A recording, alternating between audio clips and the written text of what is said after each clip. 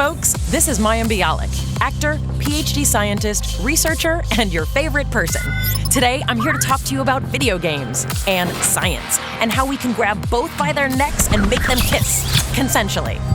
Long story short, by playing Borderlands 3, you can contribute to real-world scientific research, as in data that helps real people in meat space.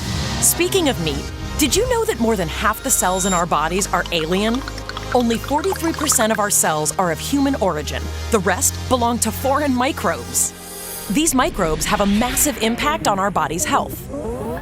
The more we study microbes, the more we can learn about the accumulation of meat and existential terror that is the human body.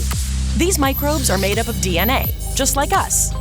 Each microbe has its own special DNA signature, and similar species of microbes have similar DNA.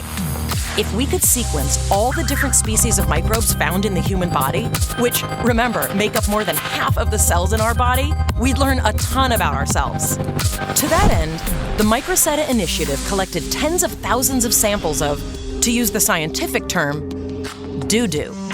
Extracted the DNA of the microbes inside and sequenced it. Now we just need to organize this data.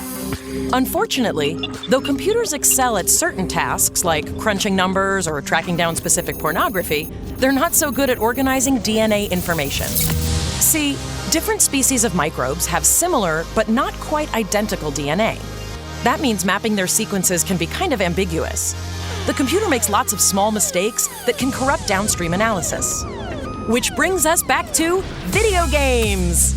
So, we've got several million sequences that are each 150 nucleotides long that are riddled with small errors from the computer analysis. How can we get rid of all these errors? With your help! We've taken the millions of DNA sequences and broken them down into bite-sized puzzles that you can play and solve inside Borderlands 3.